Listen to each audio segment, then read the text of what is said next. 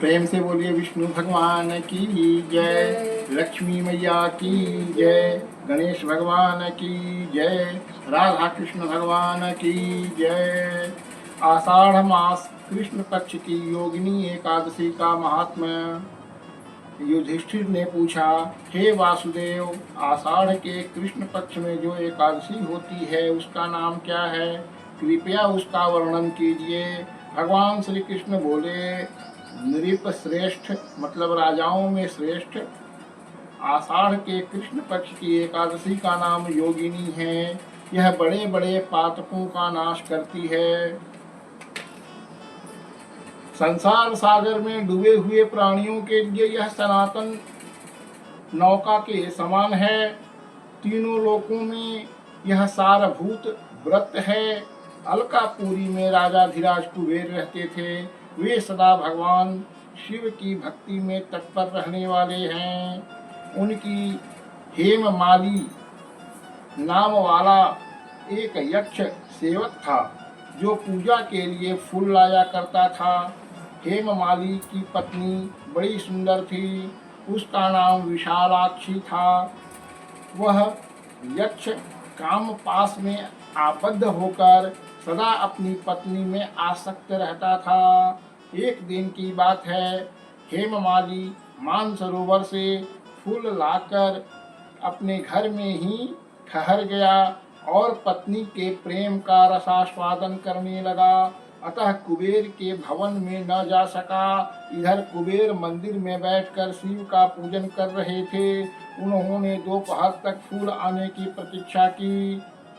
जब पूजा का समय व्यतीत हो गया तो यक्षराज ने कुपित होकर सेवकों से पूछा, यक्षों, दुरात्मा हेममाली क्यों नहीं आ रहा है? इस बात का पता तो लगाओ। यक्षों ने कहा, राजन, वह तो अपनी पत्नी के कामना में आसक्त हो अपनी इच्छा के अनुसार घर में ही रमण कर रहा है। उनकी बात सुनकर के कुबेर क्रोध में भर गए और तुरंत ही हेममाली को बुलवाया। देर हुई जानकर हेममाली के नेत्र भय से व्याकुल हो रहे थे। वह आकर कुबेर के सामने खड़ा हुआ। उसे देखकर कुबेर की आंखों में क्रोध, आंखें लाल हो गईं। वे बोले, ओ पापी, ओ दुष्ट, ओ दुराचारी, तूने भगवान की अवहेलना की है। अतः क्रोध से युक्त और अपनी उस प्रियतमा से वियुक्त होकर इस स्थान से भ्रष्ट होकर अन्यत्र चला जा। कुबेर के ऐसा कहने पर वह उस स्थान से नीचे गिर गया। उस समय उसके हृदय में महान दुख हो रहा था। कोढ़ों से सारा शरीर पीड़ित था, परंतु शिव की पूजा के प्रभाव से उसकी स्मरण शक्ति लुप्त नहीं होती थी। पातका से दवा होने के पर भी वह अपने पूर्वक कर्मों को याद रखता था। तदंतर इधर उधर घूमता हुआ वह पर्वतों में श्रेष्ठ मेरुगिरी के शिखर पर गया। वहां उसे तपस्या के पुंज मुनिवर मार्कंडेय जी का दर्शन हुआ। पाप कर्मा यक्ष ने दूसरे ही मुनि के चरणों में प्रणाम किया। मुनिवर मार्कंडेय ने उसे भय से कांपते देखकर परोपकार की इच्छा से निकट बुलाकर पूछा, तुझे कोढ़ के रोग ने कैसे दबा लिया? तू क्यों इतना अधिक निंदनीय जान पड़ता है? यक्ष बोला, हे मुनि, मैं कुबेर का अनुचर हूँ। मेरा नाम हेममाली है। मैं प्रतिदिन मानसरोवर से फूल ले आकर शिव पूजा के समय कुबेर को दिया करता था। एक दिन पत्नी सहवास के सुख में फंस जाने के कारण मुझे समय का ज्ञान ही नहीं रहा। अतः राजाधिराज कुबेर ने कुपित होकर मुझे शाप दे दिया, जिससे मैं कोढ़ से आक्रांत होकर अपनी प्रियतमा से बिछुड़ गया। मुनि श्रेष्ठ, इस समय किसी शुभ कर्म के प्रभाव से मैं आपके निकट आ पहुंचा हूँ। संतों का चित्त स्वभावतः परोपकार में लगा रहता है। यह जानकर मुझ अपराधी को कर्तव्य का उपदेश दीजिए। मार्कंडेय जी ने कहा, तुमने यहाँ सच्ची बात कही है, असत्य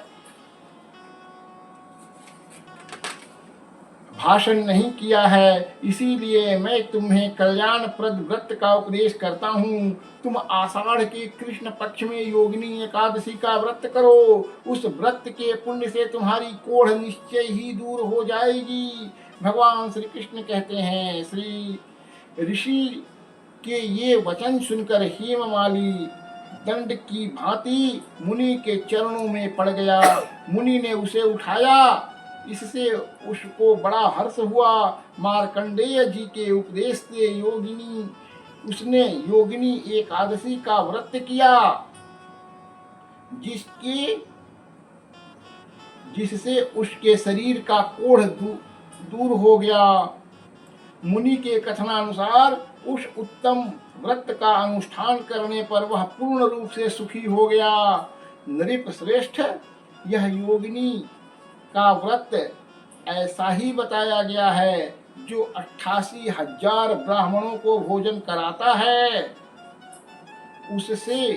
उसके समान ही फल उस मनुष्य को भी मिलता है जो योगिनी एकादशी का व्रत करता है। योगिनी महान पापों को शांत करने वाली और महान पुण्य फलदायी व्रत है। इसके पढ़ने और सुनने से मनुष्य सभी पापों से मुक्त हो जाता है। प्रेम से बोलिए विष्णु भगवान की जय, राधा कृष्ण भगवान की जय, लक्ष्मी मैया की जय। सभी भक्तजनों को नमस्कार, सभी देवी देवताओं को प्रणाम। श्रीमन नारायण नारायण नारायण, भजमन नारायण नारायण नारायण।